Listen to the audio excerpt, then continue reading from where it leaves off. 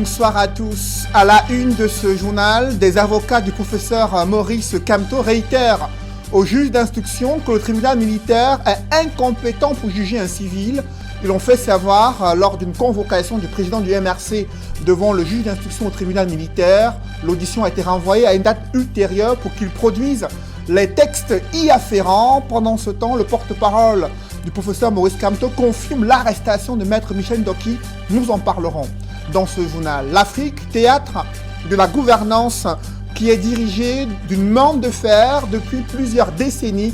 Des dirigeants africains géotocrates manœuvrent pour s'éterniser au pouvoir malgré les aspirations des peuples africains à une alternance démocratique. Comment arrive-t-il à se maintenir à la tête de plusieurs pays africains? Vous suivrez dans ce journal l'analyse d'un universitaire qui décrypte un simulacre de démocratie sur le continent africain, là où 2 élections présidentielles viennent de se tenir.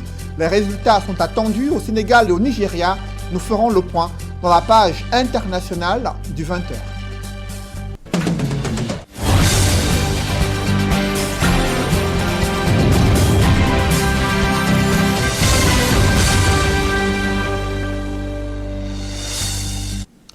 Merci de suivre cette édition complète de l'information sur Equinox Télévision. D'abord, évoquons cette sous-évaluation des marchandises importées en Afrique centrale qui fait perdre des milliards de francs CFA au trésor public des différents pays de la sous-région, et les douanes s'en plaignent. Réunis lors d'une rencontre sous-régionale à Douala, le problème a été posé. Les différents experts et autres douaniers ont élaboré des stratégies pour mettre fin à cette sous-évaluation des marchandises importées en Afrique centrale. D'autres précisions avec Innocent Abega et Jean-Paul Chouniat.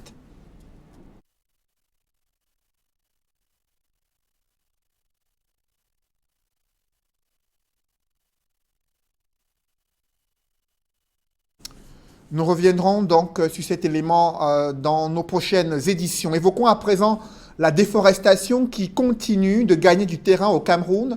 Selon les organisations de la société civile, la progression est importante malgré les cris d'alerte de la société civile, également des populations riveraines à ces exploitations forestières. Et des programmes ont été mis sur pied afin de pousser les entreprises forestières à respecter des engagements en matière d'éthique, mais également en intégrant les populations dans leurs responsabilités sociétales, ce qui est loin d'être gagné. C'est le constat que font nos reporters François Dikoumé et Sylvestre Hippolyte Zangaou. Dans le bassin du Congo, le Cameroun ne mène pas le peloton en matière de déforestation, mais le mal gagne du terrain. Et les experts de la préservation des forêts et de la faune, qui ont trouvé la principale cause de cette déforestation, tirent la sonnette d'alarme. L'exploitation forestière illégale est en partie responsable de la déforestation et la dégradation des forêts. Et c'est pourquoi, dans le cadre des APV FLEC, l'illégalité est le premier mal visé. Il est certes vrai que nous ne sommes pas au niveau du peloton de tête par rapport à la déforestation dans le contexte du bassin du Congo, mais le mal est là. L'exploitation forestière illégale est donc la principale cause de la déforestation au Cameroun. Cette situation, selon des organisations de la société civile, fait perdre au pays environ une centaine de milliards de francs CFA de recettes fiscales chaque année.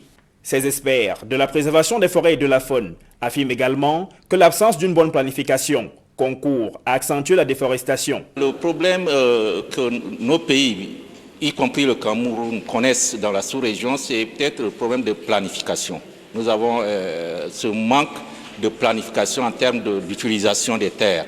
Et vous savez que l'Afrique centrale, c'est plus ou moins le bassin de Congo avec un fort couvert forestier, et il est difficile de parler de développement sans toucher aux forêts. Mais avec tous les outils qui existent maintenant, c'est possible d'arriver à concilier les deux. Le ministère des Forêts et de la Faune, lui, relève les actions qui sont menées pour lutter contre la déforestation. Au niveau du ministère, on a plusieurs actions. Déjà, avec ce texte qui permet de circonscrire une zone pour la production durable des forêts. Et en collaboration avec l'Institut WRI, nous produisons des cartes pour déjà donc préserver les zones où on mène les activités d'aménagement, donc de prélèvement durable de la ressource. Parce que quand on parle d'aménagement, l'aménagement c'est quoi? c'est qu'on essaye de prélever une certaine quantité suffisante. Mais dans le cas de la répression, on ne peut pas, c'est comme le banditisme, c'est très difficile de pouvoir gérer. Mais je pense qu'avec la publication des différents PV, on fait quand même le peu qu'on peut au niveau du ministère des Forêts. Pour proposer les solutions de lutte contre la déforestation dans le bassin du Congo, des experts se sont réunis à Douala pour une consultation sur le cadre de responsabilisation. Les gouvernements ont été ainsi interpellés sur l'urgence d'une bonne régulation et d'une planification et surtout de lutter contre l'exploitation forestière illégale. Cette déforestation est l'un des facteurs des changements climatiques observés dans le monde, mais aussi au Cameroun, le pays qui s'est doté d'un observatoire des changements climatiques. Où en est-on avec cette initiative? Quelles sont les premières mesures d'observation faites sur les changements climatiques et leur impact sur la production agricole au Cameroun? Élément de réponse avec Emmanuel Diop et Guy Zogo.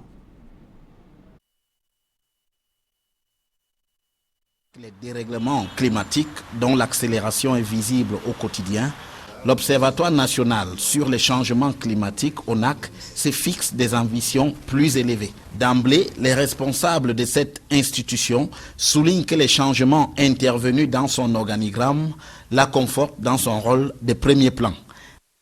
Nous avions jusque-là une direction de l'ONAC. Aujourd'hui, nous avons une direction générale de l'ONAC. Cela vaut tout son pesant d'or quand on sait que c'est une structure qui est appelée à faire des négociations tant au niveau national qu'au niveau international. Aussi, le conseil d'administration se veut avant tout un exercice d'efficacité et d'efficience. La session de ce jour est principalement vouée à l'examen d'une part du rapport annuel de performance pour l'exercice 2018, dont les activités se sont réalisées au coût total de 541 271 745 francs CFA. Et d'autre part, à l'examen du projet de performance annuel pour l'exercice 2019. À ces prétentions, il y a déjà les acquis, dont un travail régulièrement produit depuis 2016, date de la création de l'ONAC. Un bulletin de prévision, prédiction climatologique avec un objectif d'informer les populations, toutes les populations de la République du Cameroun, tous les utilisateurs, afin que, dans le cadre de leurs activités, ils puissent s'adapter, s'ajuster et subir moins les effets néfastes des perturbations climatiques. Mais si jusqu'ici, les productions de l'ONAC étaient destinées aux départements ministériels et aux organisations, il est désormais question d'aller beaucoup plus près dans le quotidien des Camerounais. Le planteur de mil ou de sorgho de Marois veut savoir quand doit-il s'aimer son mil et son sorgho. Le médecin de Touboro veut savoir quels sont les risques en matière de santé qui arrivent afin qu'ils puissent prendre les dispositions nécessaires et adéquates pour éviter des effets néfastes dus au changement climatique. Chargé aussi, entre autres, de la mesure de l'empreinte carbone, dans le cadre du suivi des accords de la COP21 de Paris, l'ONAC indique qu'il y a des gains à espérer en investissant en lui.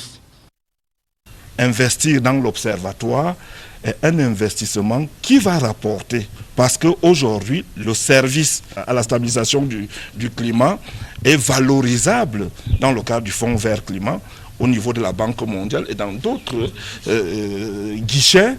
Et ça devient des income, ça devient des entrées potentielles financières pour les activités de développement socio-économique. Avec un budget de 547 millions en 2019, l'ONAC va devoir travailler davantage à établir un rapport différent des Camerounais avec les réalités climatologiques.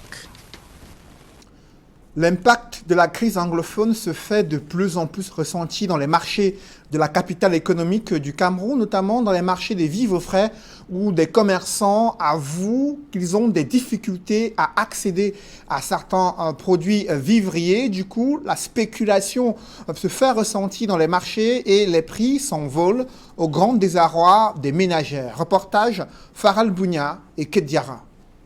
Les effets de la crise anglophone sur le commerce de produits vivriers sont dramatiques. À Sandaga, le plus grand marché de vivres frais d'Afrique centrale, l'heure est aux plaintes. Je suis commerçant au marché Sandaga, je fais dans les vivres frais depuis plus de 20 ans, mais ces 3 dernières années, les vivres ne font que devenir de plus en plus chers. Normalement, on devait être très moins cher, mais nous ne pouvons pas à cause des crises anglophones, parce qu'il y a beaucoup de journées de grève là-bas et puis il n'y a pas la facilité que nous puissions nous...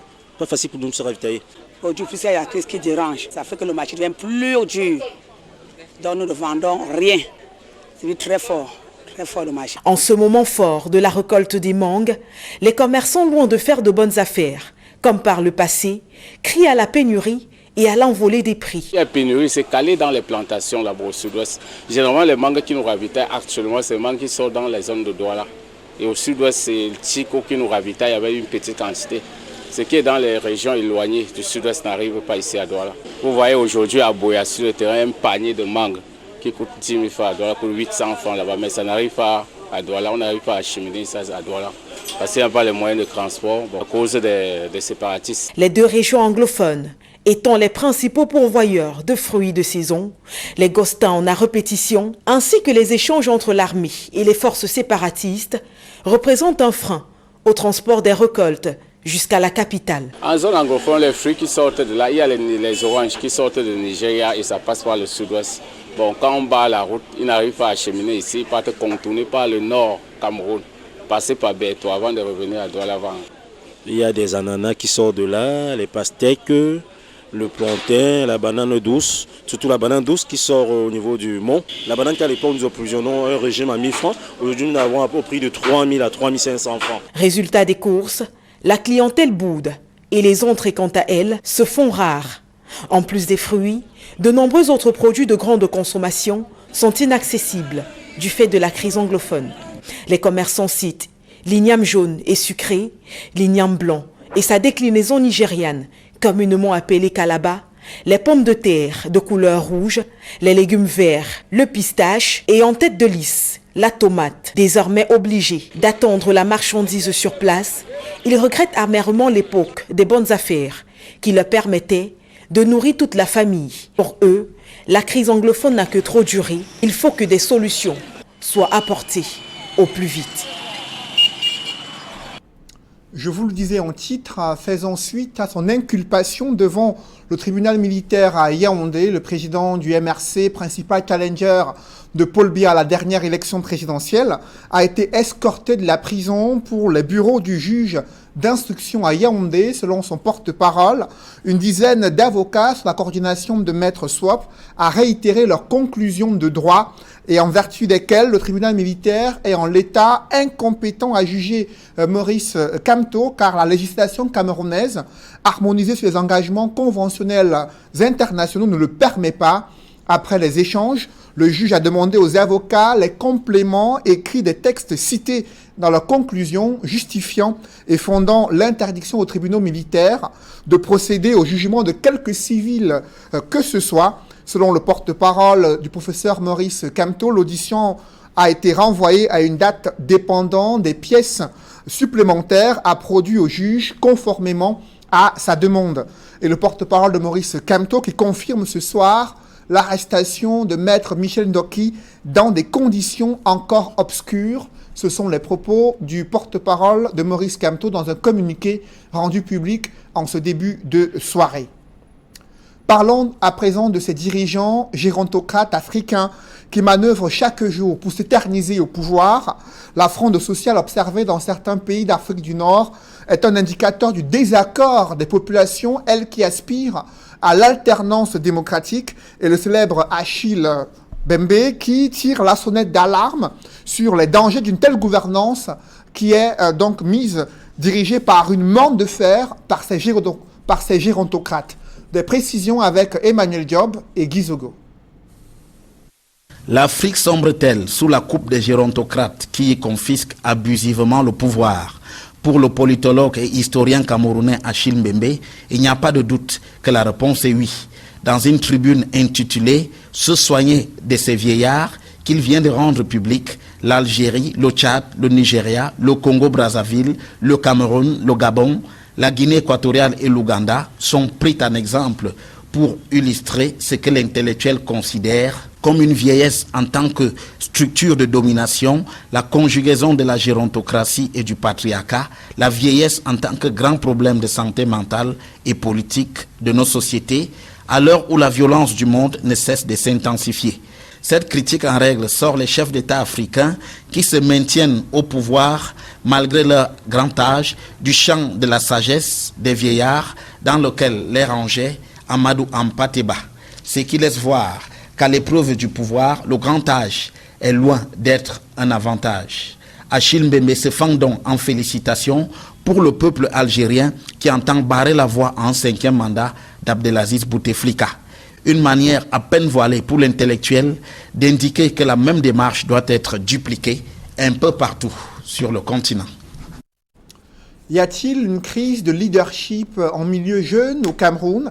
Des experts font état des difficultés des jeunes à transformer leur potentiel en compétences en vue de saisir les opportunités existantes dans leur environnement socio-économique. Et ce diagnostic également de manque de leadership a été constaté dans les entreprises camerounaises, ce qui affecte leur compétitivité économique. D'autres précisions avec Donald Brice Kamgan. Plus de la moitié des petites et moyennes entreprises meurent au Cameroun avant même leur début de développement. Pour les entreprises dûment installées, la ressource humaine disponible peine dans la plupart des cas à suivre le cap même lorsque celui-ci est fixé. Est-ce que je sais ce qu'on attend de moi? Est-ce que j'ai les moyens, les capabilities qui me permettent de répondre aux attentes qu'on a de moi? Est-ce que je sais comprendre les objectifs qui sont les miens? Quand j'ai compris ça, après, est-ce que je sais me doter des moyens qu'il faut pour délivrer? Quand je n'ai pas ça, ben je vais chercher. Les difficultés régulièrement qu'on rencontre, c'est le découragement et le manque d'idéal. Plusieurs personnes ils ne savent pas qu'on peut réussir par la force du travail. La crise est donc réelle. Elle est également aggravée par l'environnement socio-économique, climat des affaires, santé économique chancelante, entre autres. Il faut en tenir compte, mais pas seulement. Si la construction mentale est solide, je suis sûr que les autres challenges qui sont réels, qui sont identifiés, et qui, mais là c'est des faits, et c'est têtu, donc il faut d'abord, parce que si le jeune est convaincu qu'il ne peut pas réussir, je vous assure, appeler ce jeune, donner 10 millions à ce jeune, il ne va pas réussir. Tout commence d'abord par cette capacité de se dire je dois réussir. Je peux réussir. Et deuxièmement, c'est de s'entourer des personnes qui vont tenir une conversation dans le sens de la construction. Le défi est grand pour les jeunes leaders et entrepreneurs ambitieux dans un environnement parfois hostile aux mutations et changements. Partons à présent à l'étranger, plus de 48 heures après les élections présidentielles au Nigeria et au Sénégal. Où en est-on avec les résultats partiels qui tombent déjà? On fait le point avec Eric Martial Ndjomo. Attente continue ce mardi au Nigeria et au Sénégal des résultats des élections présidentielles tenues dans ces pays de l'Afrique de l'Ouest le week-end dernier. Au Nigeria, les résultats qui arrivent au compte-gouttes donnent jusque-là une légère avance au président sortant, Muhammadu Buhari. Lui et son parti, le All Progressive Congress, avaient en fin d'après-midi déjà remporté le scrutin dans 7 États sur 11, parmi lesquels Kaduna et Gombe. 6 votes. 6 votes. 06. I will now take us through the result of the presidential election in the state. 20 votes, 2-0. Atiku Abubakar du People's Democratic Party le talonne de peu, lui qui a raflé la mise dans les États de Anambra, Enugu, Abia et Ebonyi. Cette avance de Buhari qui pourrait déboucher sur une victoire au finish est déjà contestée par Atiku Abubakar et ses hommes qui crient à la manipulation des résultats.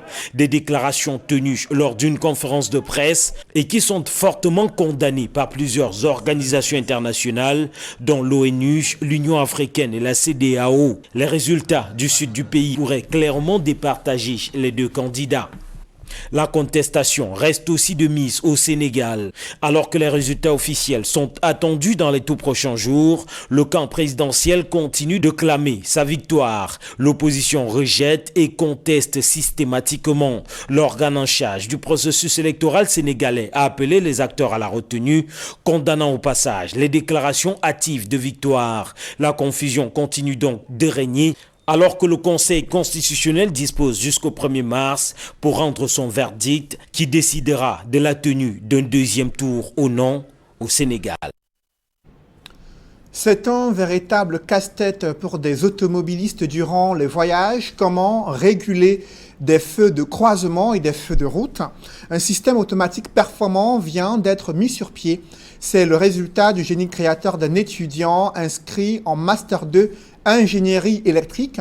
Et son établissement, l'Institut universitaire du Golfe de Guinée, a tenu à mettre en vitrine les prouesses scientifiques de ses étudiants lors du salon Promote à Yaoundé. D'autres précisions dans ce reportage.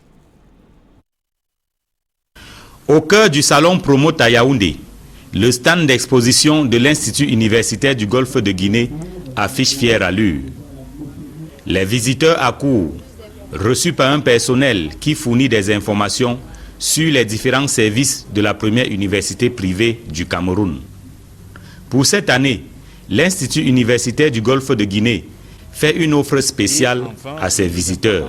Nous avons cette année décidé d'appuyer de façon certaine et un peu plus forte l'ingéniosité de nos étudiants.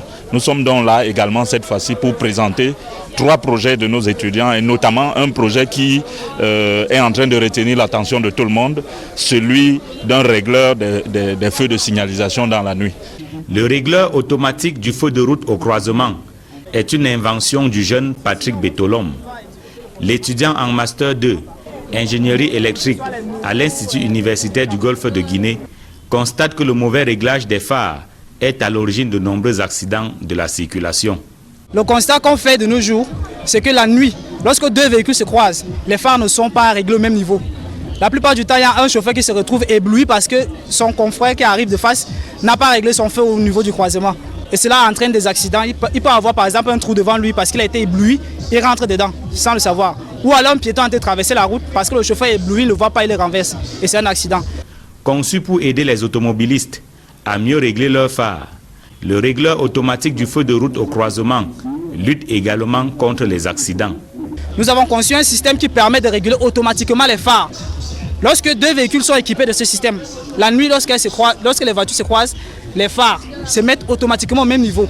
Au fur et à mesure que les voitures se rapprochent l'une de l'autre, les phares diminuent progressivement jusqu'à ce qu'elles se chevauchent et se dépassent. Et là, les phares reviennent à leur niveau où on a réglé au départ. Pour être plus précis, il y a des capteurs qui permettent de détecter le niveau de luminosité en face. Lorsqu'on détecte le niveau de luminosité en face, on se met à son niveau. C'est-à-dire, celui qui vient en face, s'il était en plein phare, au début, le capteur va nous renvoyer que celui-là était en plein phare. Et là, le microcontrôleur qui gère le système va agencer le niveau de luminosité de la voiture qui est de ce côté-ci. Et là, on se met au même niveau. Maintenant, au fur et à mesure qu'on se rapproche, les phares là vont devoir se diminuer progressivement.